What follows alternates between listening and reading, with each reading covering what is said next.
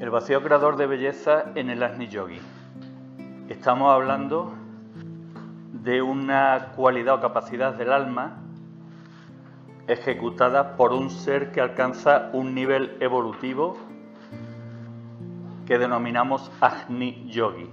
Es decir, un yogi, un ser que producto de su evolución tiene la capacidad de interaccionar de modo consciente con el Agni, con la energía del fuego.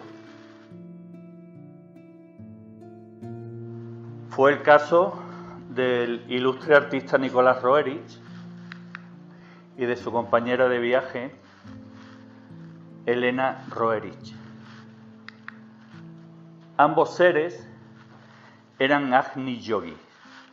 Cuando hablamos de Agni Yogi, es lo mismo que hablar de un discípulo, pero de un discípulo con mayúsculas, no un discípulo como normalmente se hace uso de la palabra. Hablamos de un ser que tiene conciencia plena de su maestro, del servicio que realiza para su maestro y para la humanidad, un ser que está al servicio de la jerarquía espiritual planetaria, un ser que renuncia a su vida, que no da muestras de egoísmo y que toda su labor va encaminada en cumplir el plan que su maestro, como mensajero de esa jerarquía, le encarga realizar a su discípulo. En el caso de Nicolás Roerich, tuvo la misión a través de su arte de transmitirnos grandes enseñanzas. Por este motivo se habla del vacío creador en un Agni Yogi y al final del Agni Yogi como creador de belleza, además de las grandes ideas que impulsó para beneficio de la humanidad. Y en el caso de Elena Roerich lo ayudó en esa labor, pero además fue la encargada de transmitir las enseñanzas del Agni Yoga. Este es el símbolo del Agni Yogi, en el que vemos cómo de un cáliz, sobre un cáliz, figuran tres esferas que forman un triángulo equilátero con el vértice hacia arriba, símbolo del equilibrio interno, del equilibrio del alma, símbolo de la jerarquía planetaria de la luz. Y ese cáliz es, digamos, el corazón del yogi, que hace posible que en él se genere el vacío creador, de ahí el triángulo con el vértice hacia arriba, y hace posible que interaccione con el fuego del espacio, el fuego que emana de la Madre del Mundo. ¿Cómo se genera un Agni Yogi?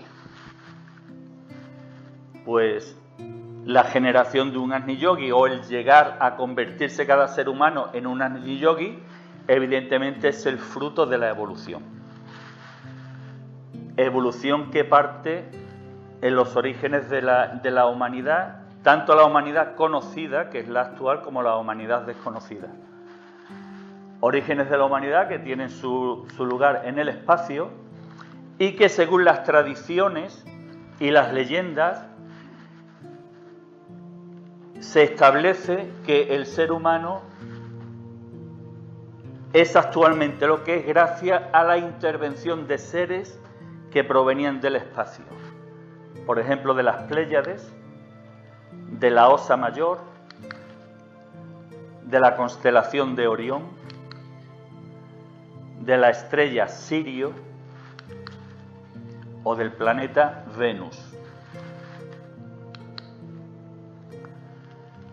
¿Por qué intervienen estos seres en la creación y en la evolución del ser humano? Pues para que el ser humano contribuya al plan universal de la creación. Y esto se realiza gracias a la intervención de los ángeles, que la jerarquía los utiliza como instrumento para ayudar a que los seres humanos a lo largo del tiempo vayan realizando esta evolución. Por eso en este cuadro Nicolás en la parte superior dibuja una fortaleza, alusión a la fortaleza de la luz, alusión a Shambhala, y desde la fortaleza descienden coros angelicales que con el escudo protector, que esa protección puede tener muchas interpretaciones, como por ejemplo transmisión de enseñanzas, ayuda a los seres humanos en momentos puntuales, y como lanza, herramienta que simboliza la continua lucha que el ser humano desarrolla, producto de la dualidad, la lucha entre el bien y el mal, tienen como objetivo custodiar esta piedra en la que tenemos escrito lo que parece un infante, un ser humano, y aquí vemos como dos alas en generación, como tratando de transmitir Nicolás en esta enseñanza que el ser humano tiene que evolucionar y convertirse en un ángel. Fijaros en la frente del ángel. Para este estudio Nicolás realizó el estudio del arcángel. Bueno, aquí lo vemos más detallado. Digo que realizó el estudio del arcángel, en el que nuevamente vemos en la parte central de la frente el símbolo del triángulo equilátero con el vértice hacia arriba, con los tres vértices que son tres esferas, y en su mano lo que parece una custodia, una hostia, con una cruz. También puede simbolizar el desarrollo equilibrado del ser humano. La cruz con los dos brazos iguales significa que tiene desarrollado de modo equilibrado los dos aspectos, el aspecto material y el aspecto espiritual. La evolución de los seres humanos se pierde en los anales del tiempo. Y fruto de estos anales del tiempo no existen documentos gráficos que la atestiguen, pero sí existe la historia contada de boca en boca que se convierte en leyenda. Estas leyendas nos hablan de la desaparición de civilizaciones, como es el caso de la Atlántida. Nos habla también de civilizaciones que en un momento determinado se ocultan en el interior del planeta, las cuevas subterráneas, de las que tanto se habla en las distintas tradiciones. Civilización que, fruto de la interacción humana, vemos que en esta interacción pues se representan como tres seres diferentes, de diferente naturaleza. Existen multitud de petroglifos, existen multitud de esculturas con aspectos de figuras extrañas.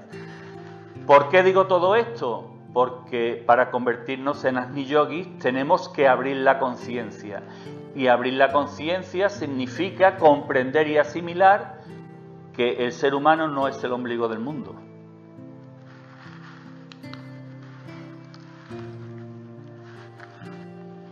Una vez desaparecidas determinadas civilizaciones, se llega a la civilización actual.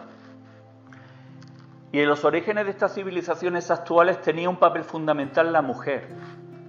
Los desarrollos triviales se fundamentaban en el desarrollo del matriarcado. La mujer era la que encarnaba la sabiduría, el buen hacer, el buen regir el destino de la tribu. Aquí vemos a las 4 mujeres y lo que aparece como un árbol del conocimiento. No sé. También tenían un papel muy importante los consejos de los ancianos. En la actualidad la humanidad está muy necesitada de hacer caso a los ancianos.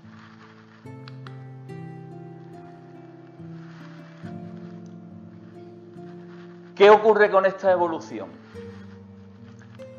El ser humano, para convertirse en un Agni Yogi, poder crear el vacío en su interior, ese estado del alma, ese estado de equilibrio, que le permita generar creaciones que, alejadas del beneficio propio, del egoísmo individual, signifiquen un avance y una mejora para la humanidad,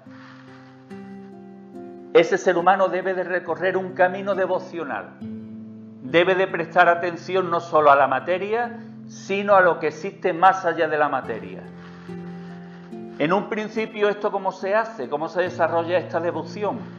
Pues sintiendo devoción por lo que ve, por la naturaleza. Y entonces comienza a representar diferentes ídolos que representan fuerzas naturales. Va desarrollando danzas triviales que están relacionadas precisamente con esta devoción y veneración a las fuerzas de la naturaleza.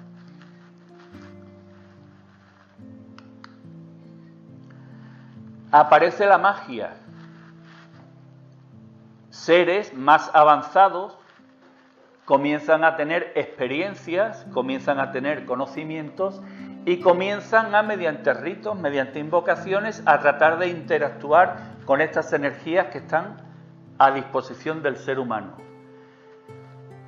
Pero fruto de la dualidad, la magia puede ser de carácter maligno o de carácter benigno.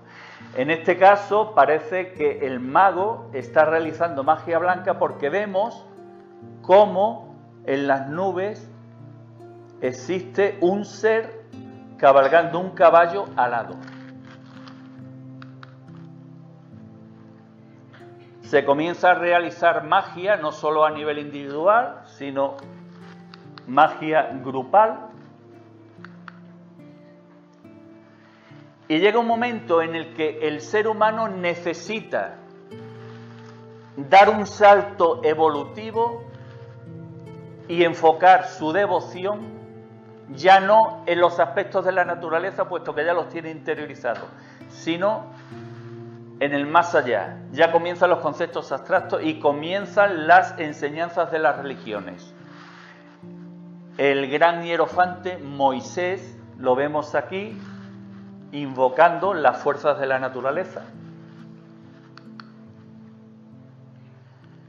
No solo invocaba las fuerzas de la naturaleza y tenía dominio de ellas, como se ve en diversos pasajes, como los combates de magia que realizaba con los sacerdotes egipcios, sino que, fruto de su ascensión a la montaña, al monte Sinaí, tuvo ese contacto supuestamente con Dios y recibió la enseñanza que permitió transcribir o construir las tablas de la ley para transmitirlas a su pueblo y darle un código ético, moral a su pueblo. Vemos que en la parte superior derecha vuelve a aparecer lo que parece ser otra vez ese jinete que vimos en varios cuadros anteriores.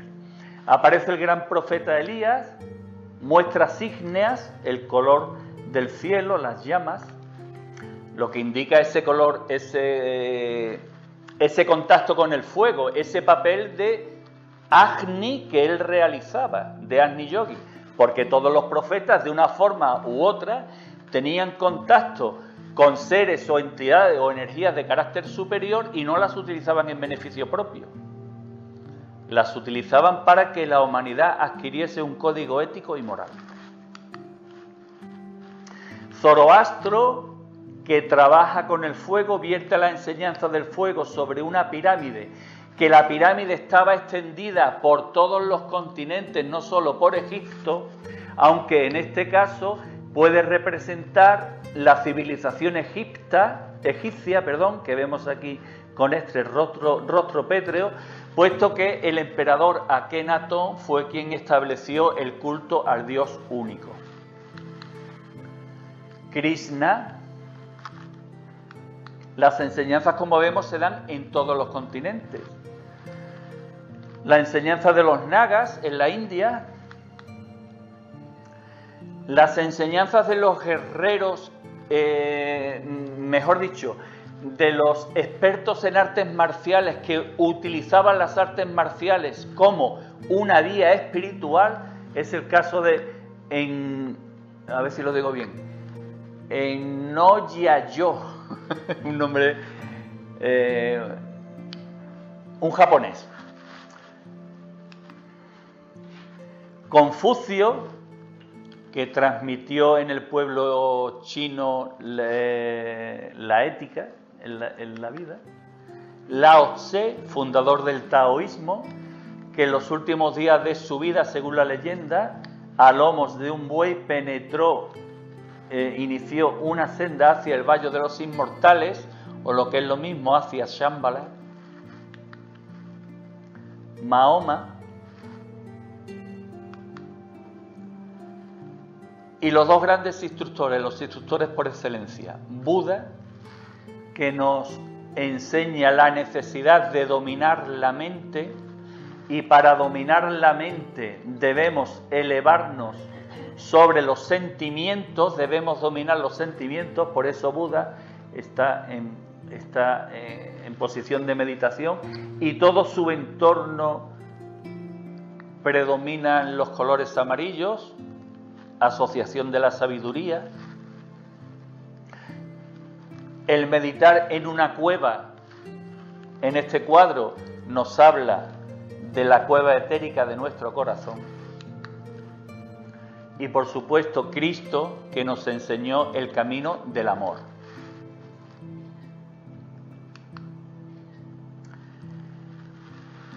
A lo largo de la historia, toda la acción de estos grandes instructores, de estos sasnis, de estos grandes discípulos, de estos grandes avatares, contó con la ayuda angélica. Y los ángeles, aquí Nicolás nos representa como el ángel, forja la espada, esa espada que rasga el velo de la mentira, esa espada de la sabiduría que separa mentira de verdad, la forja en el fuego ígneo de nuestro planeta. Quizás una alusión a estar los seres angélicos, los devas, al servicio del gran señor del mundo, de Sanat Kumara. Espada que es necesaria que sea blandida por el ser humano en la continua lucha que realiza como consecuencia de la dualidad entre el bien y el mal. Y los ángeles ayudan a defender el bien y a defender al ser humano. Aquí vemos cómo existe un combate en el que la fortaleza de la luz está acosada por las fieras, como las vemos aquí, está acosada por el fuego y defendida por las entidades celestiales.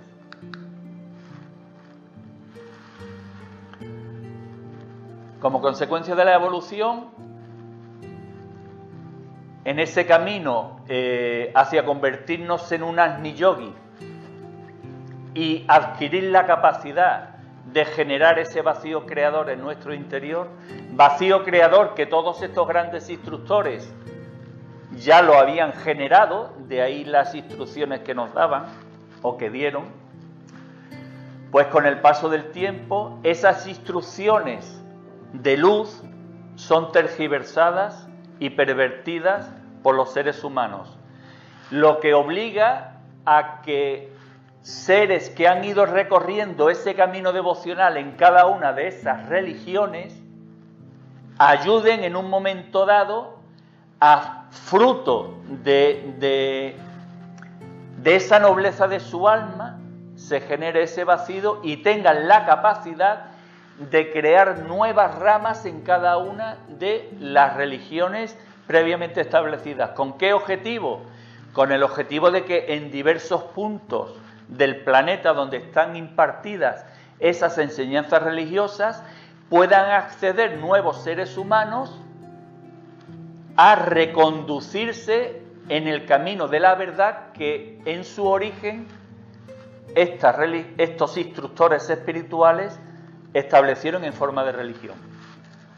El caso de Padmasambhava, de Tsongkhapa, hablamos de ramas del budismo. El budismo tibetano, en este caso Milarepa. En el cristianismo, Francisco de Asís. Y también en el cristianismo, en Rusia, Sergio de Radonezhi, o Sergio de Radonega, según se mire, que tuvo un papel muy importante en la formación de la patria rusa. Y cuando pongo ejemplos de este tipo, hablo de seres que huyeron de la ortodoxia, seres que trataron de implantar nuevamente la pureza de la religión originaria, de la religión original, seres que se enfrentaron al sistema establecido por quienes habían pervertido esta religión. Por eso en el caso de Sergio de Radonezhi, al que le ofrecieron de todo en Rusia, vemos cómo la base de su, digamos, rama religiosa la fundamenta nuevamente en el símbolo del Agni Yogi, o en el símbolo del Agni Yoga, en el símbolo de la jerarquía, señal de la pureza de lo que él trataba de impartir.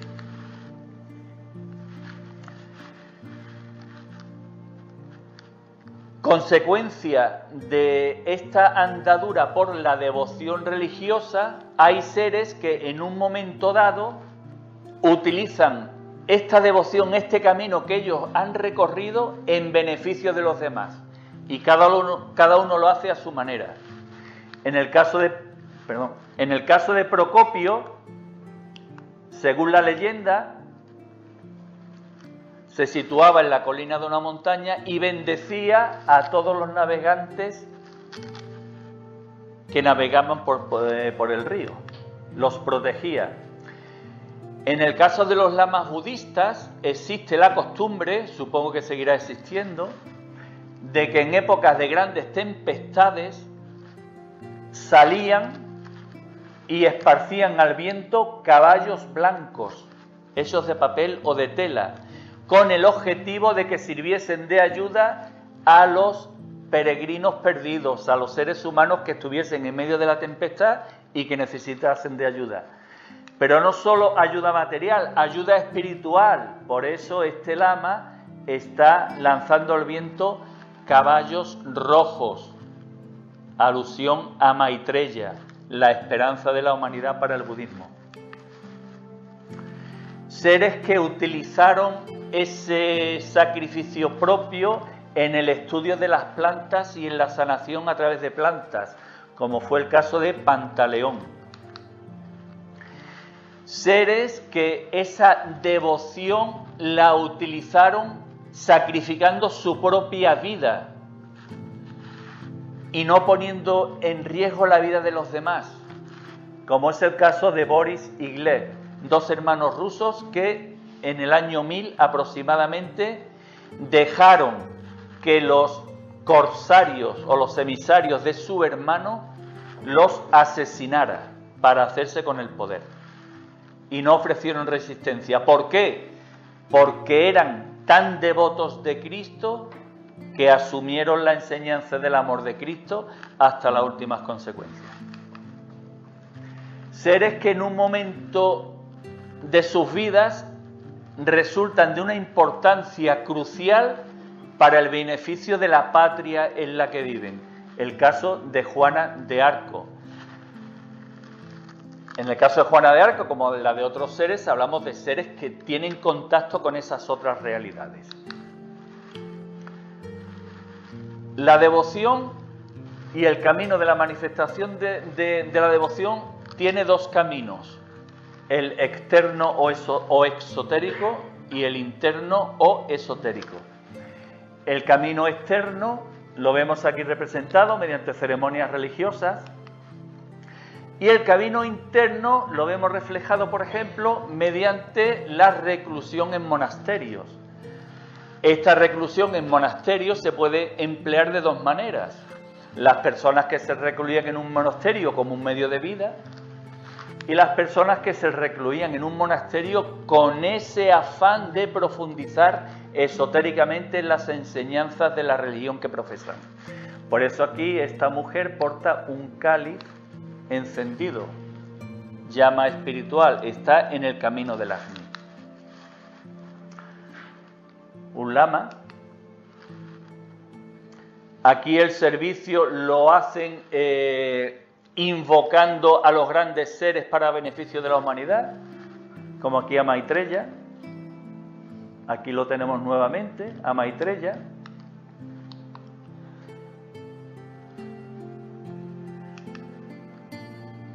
Y también se realiza a través del ascetismo.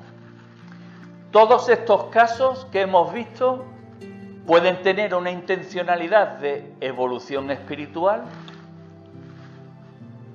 pero eso no es garantía de que se genere vacío creador en ellos, puesto que si no renuncian al egoísmo, si no buscan aportar un beneficio a la humanidad, su alma no dará oportunidad para que ese vacío creador, a través de la renuncia que ellos realicen, genere esa creación de nuevas energías que se manifestará en nuevas creencias, en actos sociales, en las múltiples facetas en las que se puede ayudar a nuestros semejantes.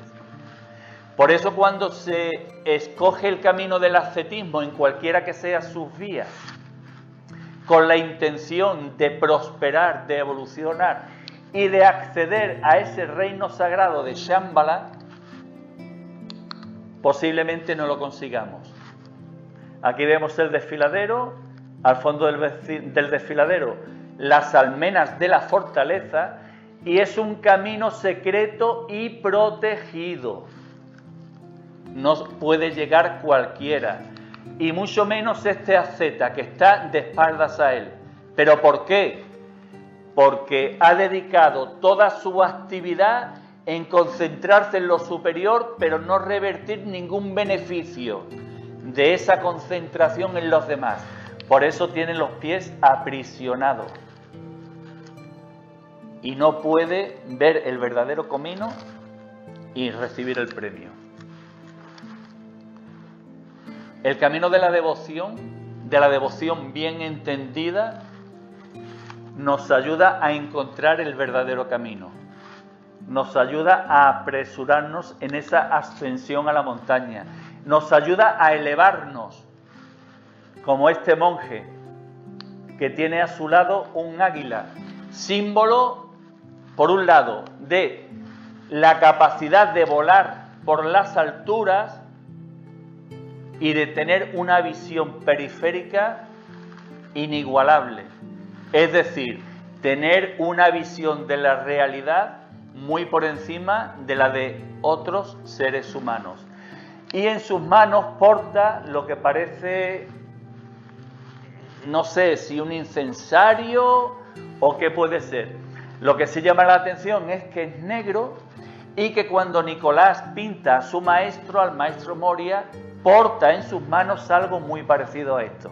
Lo que da que pensar que cuando tú llegas a ese nivel superior y adquieres esa capacidad de Agni Yogi, de interactuar con las energías superiores, posiblemente adquieras la capacidad, si eres merecedor de ello, de utilizar las herramientas que la jerarquía utiliza para beneficiar a la humanidad. Y una de esas herramientas es la Chintamani, que quizás sea esta que vemos aquí. Tenemos que realizar un viaje a nuestro interior, a la cueva entérica de nuestro corazón, donde está nuestro verdadero maestro, el portador del cáliz de la verdadera enseñanza, el que nos permitirá acceder al conocimiento directo y el que nos permitirá que cuando estemos en ese estado de equilibrio, ese vacío creador se manifieste y podamos dar a luz obras, enseñanzas, trabajos, actitudes en la vida, ejemplo de cómo debe comportarse un ser verdaderamente espiritual. Llegar a ese camino se representa por el loto.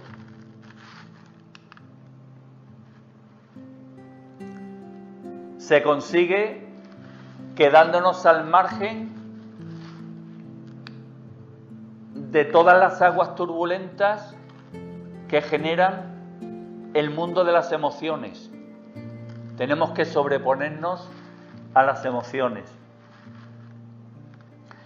Hará posible, en definitiva, que nuestra alma se manifieste en las más grandes cualidades que tiene. El caso de Ramakrishna, vemos que va vestido de modo humilde, con una túnica o lo que queda de túnica amarilla. La sabiduría va con él, va investido de sabiduría y porta en sus manos su alma bendita. Alma bendita que la lleva adelante, es la que guía sus pasos, es decir, ha llegado al estado de Agni Yogi. Tiene la capacidad de generar ese vacío en su interior. Tiene la capacidad de acceder a ese conocimiento directo. Y como se ha desprendido de lo que no sirve, ese lugar que queda vacío es ocupado por todas las influencias ígneas que su alma es capaz de acoger o de sintonizar, y generará pues las verdaderas obras espirituales. En este caso su alma manifiesta amor, sabiduría y voluntad.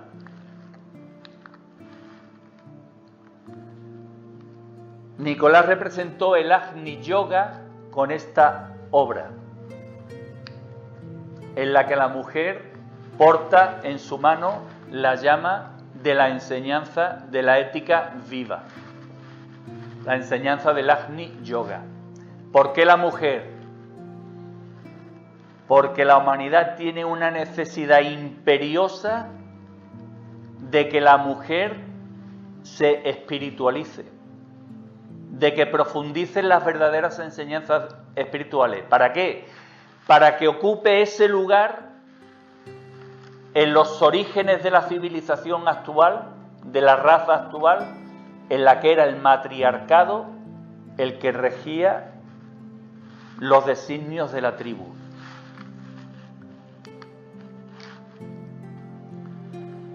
El Agni Yoga, fruto del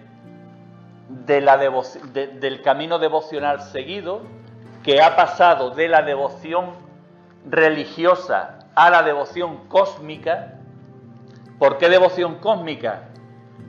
Porque ya no nos atenemos a algo ortodoxo y tangible, a algo que nos imponen o nos enseñan.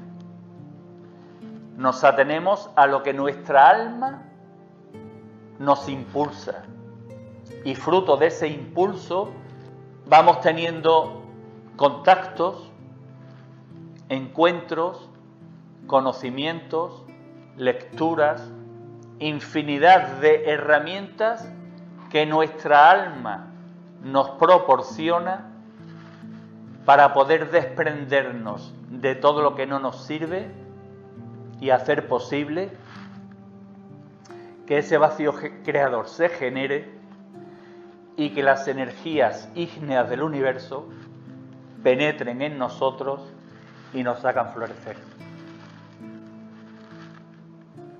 Eso se representa en este cuadro. en el que los aspectos de la personalidad se arrodillan ante la luz del verdadero maestro y hacen posible que podamos cruzar este Antakarana que sirve de puente y que nos permite acceder a la verdadera vida.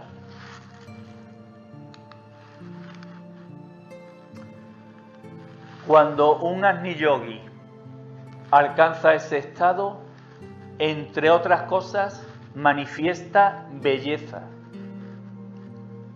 No solo manifiesta belleza, sino que todas las obras que genera las impregna de la energía que emana de él.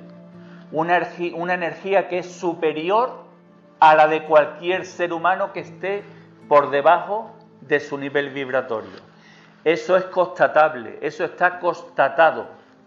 Los cuadros de Nicolás Roerich emanan una energía que se puede cuantificar y es una energía sanadora. Por eso los psiquiatras en Estados Unidos los utilizaban en las salas de espera de sus consultas, cosa que ni él siquiera sabía. La plasmación de la belleza la hemos visto en todos los cuadros que hemos estado exponiendo. Pero no solo plasma belleza, plasma mensaje. Aquí el mensaje es de las montañas de carácter sagrado, los Himalayas, la cordillera del Kanchenjunga, todos lugares sagrados y venerados, lugares que según las tradiciones albergan en lugares ocultos a esos grandes seres, a esas grandes enseñanzas y a esas bibliotecas ocultas de la sabiduría humana que fueron salvadas, según las tradiciones, de la barbarie humana. Montañas que tienen vida propia, que tienen un espíritu propio, el gran espíritu de los Himalayas, que lo vemos aquí, que mira hacia el frente, hacia una gruta, nueva alusión a ese mundo subterráneo o no accesible a seres humanos que no lo merezcan. La sagrada montaña del Kailas, paisajes bellísimos en definitiva, monasterios y la presencia en el cielo del planeta sagrado Venus.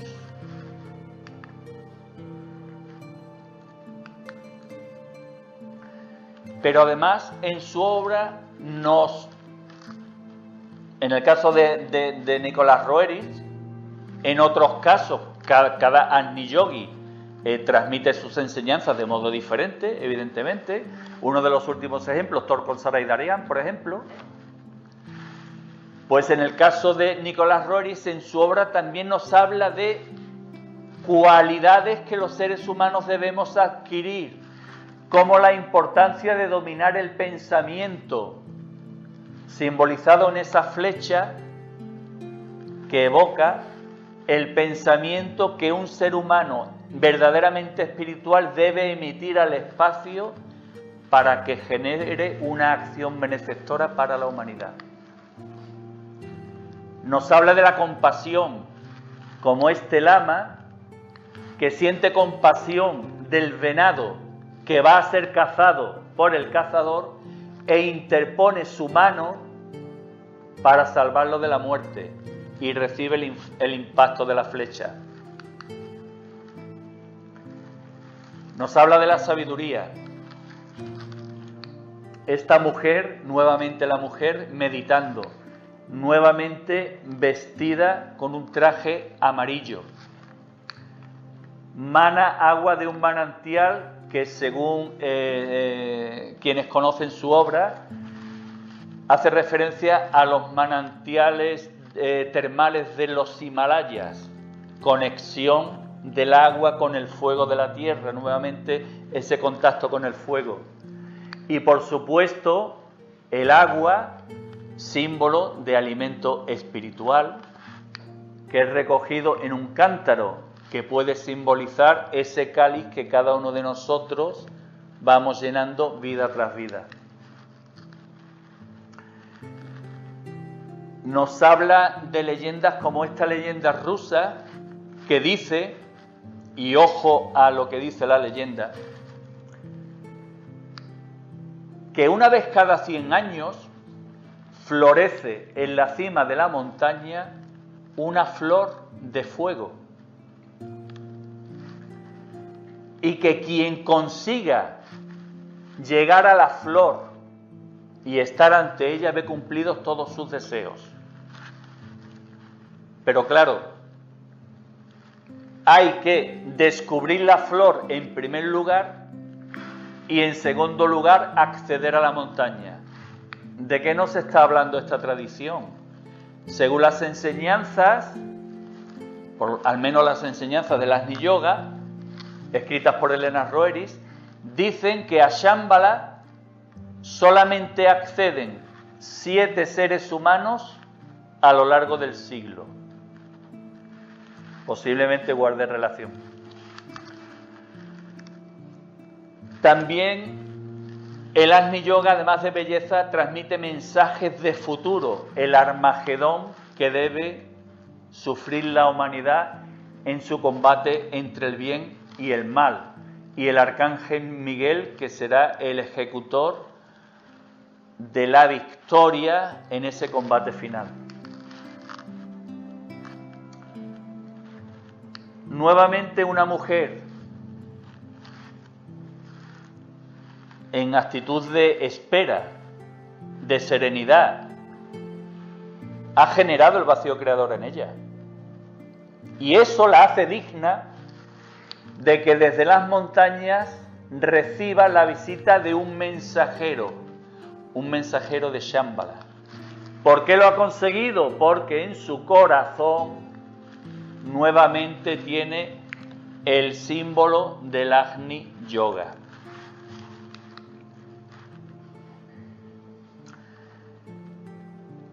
Y además el verdadero discípulo, además de demostrar que es discípulo y llegado el caso ser autorizado a decir de quién es discípulo, lo manifiesta y lo deja expresado de modo inequívoco. Nicolás y Elena eran discípulos del maestro Moria.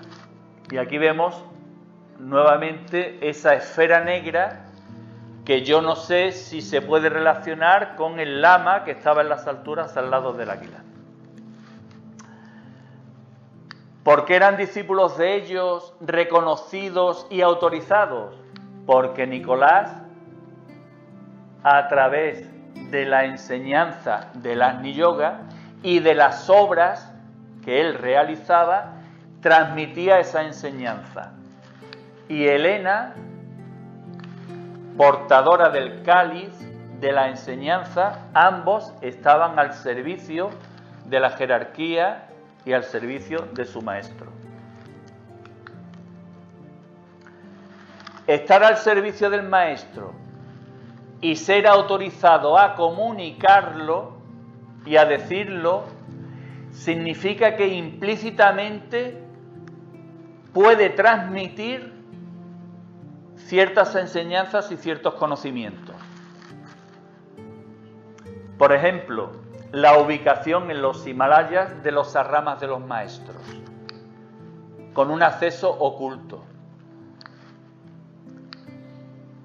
Portando los maestros uno de los instrumentos que tienen a disposición para realizar su trabajo, la piedra Chintamani. Y cuando se habla de la piedra Chintamani no debemos de asombrarnos. Era un meteorito de Orión. Y la ciencia está demostrando que los meteoritos que vienen del espacio tienen cualidades especiales. Y cuando se profundiza en la enseñanza de la psique, en el conocimiento de la energía psíquica, se pueden acceder a esos conocimientos. En este cuadro también de modo implícito está la figura de Nicolás Roerich o el autorretrato y también la imagen de Elena Roerich. Pero hay más.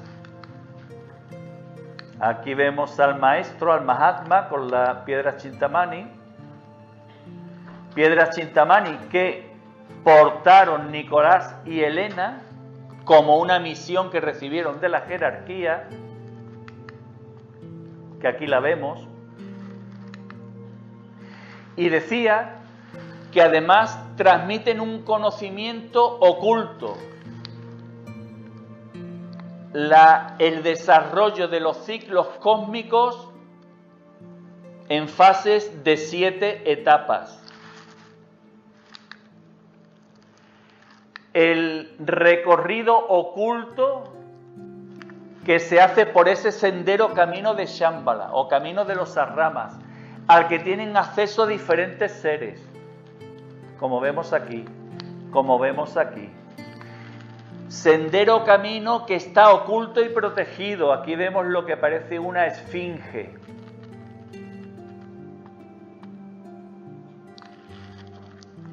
Y por supuesto, la relación de la constelación de Orión y la aportación de la Chintamani con la jerarquía. También nos habla del trabajo que la jerarquía realiza por mandato de la Madre del Mundo. Y fruto de ese trabajo, la Madre del Mundo establece un hilo por el que van ascendiendo cada uno de esos seres que son merecedores de ello a Shambhala como consecuencia de la evolución. La Madre del Mundo es otra de las enseñanzas hasta entonces ocultas y ahora manifiesta que nos transmite Nicolás Roerich. Y tiene importancia, ¿por qué? Porque un Agni Yogi no sería nada, ni podría generar vacío creador sin ese contacto con la energía de la Madre del Mundo. Porque la Madre del Mundo representa ese aspecto femenino creador, ese aspecto maternal. Madre del Mundo que tiene su rostro tapado. ¿Por qué? Porque en la Atlántida, la última civilización que tenía contacto con los dioses, se pervertió ese contacto, se desnaturalizó y provocó la desaparición del continente. Y desde entonces el ser humano ha perdido ese contacto. ¿Cómo lo visualiza Nicolás? Tapándole el rostro a la Madre del Mundo. Es decir, el ser humano no tiene conocimiento o desconoce la verdadera naturaleza de esa energía.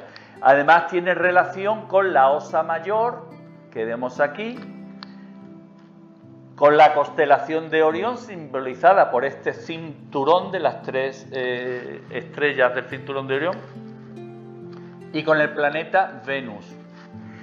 Nicolás nos explica más cosas. Representa como un ser luminoso en cada una de esas estrellas que estamos viendo, un logos. Nos habla de que la Madre del Mundo está permanentemente encinta, de ahí el cinturón, es decir, está creando vida en su vientre maternal. Esa vida se manifiesta en el manto, donde están representados multitud de animales arquetípicos, creaciones que el hombre, fruto de ese vacío creador, podrá materializar aquí en el planeta.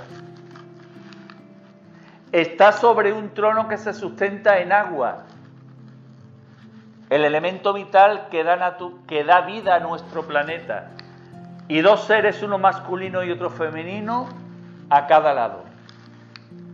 El masculino portando un cofre, que puede ser ese cofre de la Chintamani, o lo que es lo mismo, puede simbolizar ese hombre que debe ponerse al servicio de la jerarquía, y la mujer mediante su instrucción espiritual.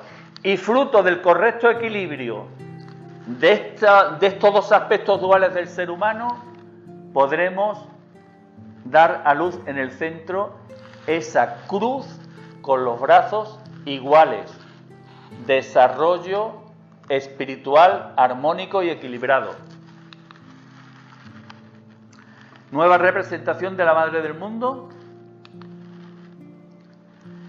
Y la gran obra de Nicolás Roerich, además de las muchas que hemos dado, que esta sí que sobra, fruto del vacío creador. Transmitir a la humanidad un símbolo con miles de años de antigüedad, reconocido por infinidad de culturas, siempre con un carácter trascendente en cualquiera que sean las interpretaciones que se le quiera dar, y convertir este símbolo antiguo en un símbolo de defensa de la cultura, porque la cultura es el patrimonio de la humanidad. Si no defendemos la cultura en tiempos de guerra y en tiempos de paz, nunca seremos nada. Tenemos que reconocer al otro en sus bondades, en sus miserias, y perdonar sus miserias. Porque yo también he tenido miserias y puedo tener miserias. La cultura y la devoción del ser humano hacia la cultura puede representar la salvación de la humanidad. Por eso Nicolás Roerich utilizó este símbolo en plena efervescencia entre la Primera y la Segunda Guerra Mundial, para intentar que el desastre que se avecinaba se pudiera salvar. No pudo conseguirlo. Lo vemos aquí nuevamente. Y este cuadro, que es uno de los más representativos, Madame Oriflama. Un oriflama es un estandarte, el estandarte de la bandera de la paz, portado por Madonna, o lo que es lo mismo, portado por la mujer, o lo que es todo, portado por la Madre del Mundo. Bandera de la paz representa el futuro de la humanidad. Por eso, Sofía, la sabiduría del Todopoderoso representado o simbolizado por estas nubes de fuego, cabalga portando la bandera de la paz con una inscripción y sobrevolando una ciudad en la que están representadas diversos edificios asociados con diferentes culturas y diferentes civilizaciones. Aquí vemos a Sofía portando la bandera de la paz y con la inscripción por tres veces nuevamente, el triángulo y la palabra griega sagrada Agios, santo. Nos enseña el camino a seguir, el camino del Agni Yoga, camino individual, que se debe realizar por encima de las emociones, sobrepasando las emociones. Camino individual, peligroso, guardamos equilibrio de modo constante y podemos caer en cualquier momento. El símbolo de Shambhala y de su señor, el señor de Shambhala, la bandera de aquel que viene, Maitreya. Camino de Shambhala, camino secreto, individual, camino protegido. Camino y lugar del que solamente los elegidos podrán ver su luz. Camino del que Nicolás nos dio apuntes y retazos de dónde se puede encontrar. Tangla es esta cordillera. y cuadro que representa, que tiene por nombre Canción de Shambhala, y que yo creo que muchos de nosotros lo asociamos con un maravilloso programa. El Señor del Mundo, Rigdenjepo, Sanat Kumara, que da sus órdenes a sus emisarios para que cumplan su misión por todo el mundo. Esos discípulos desconocidos, esos agnis, que en contacto con sus maestros y gracias al influjo de la energía del Señor del Mundo, pueden generar de su interior esas acciones, esos mensajes que nos permiten abordar los conflictos y salir victoriosos de ellos.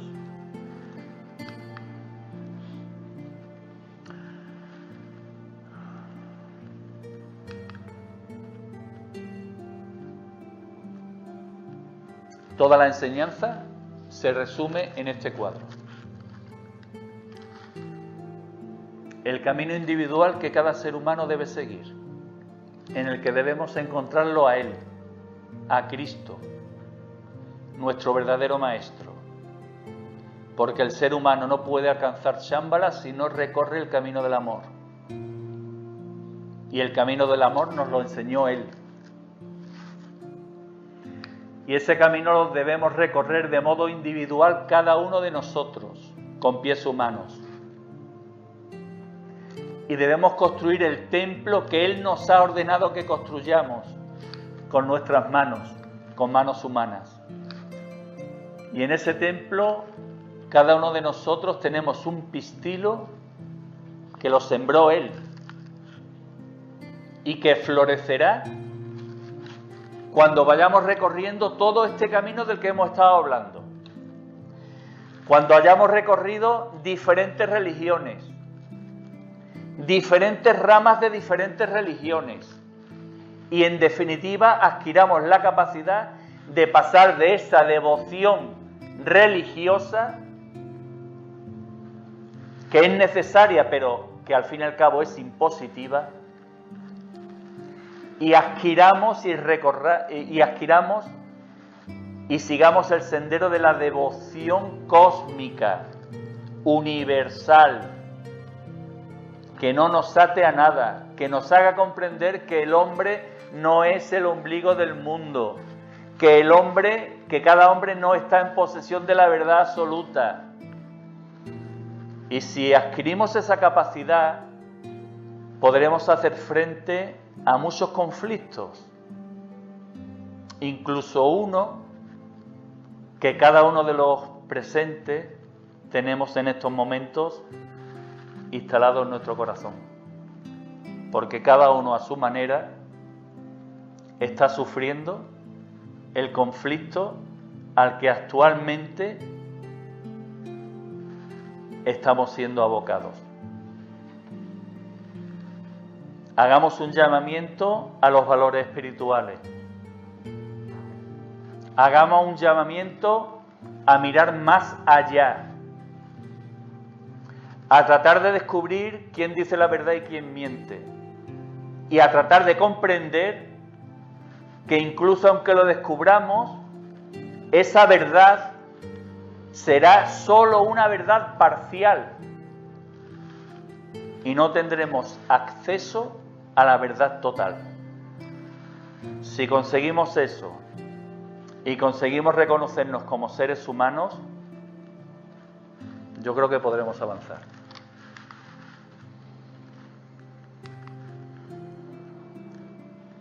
Nicolás Roeris fue un Agni Yogi y nos invita a todos a que seamos un Agni Yogi. Para ello debemos recorrer el sendero que Él nos ha enseñado, porque al fin y al cabo seguir ese sendero es seguir los pasos de la jerarquía y conducirnos a la jerarquía, hacia la jerarquía. y poder acceder al conocimiento, ¿por qué no? A ese conocimiento directo. Si profundizamos, si nos desapegamos, si renunciamos, si reconocemos las basuras que tenemos, si reconocemos la necesidad que tenemos de dedicarnos a nuestra instrucción espiritual para revertirla en acciones coherentes a esa instrucción espiritual, cualquiera que sea, estaremos siguiendo el camino que Él nos ha marcado.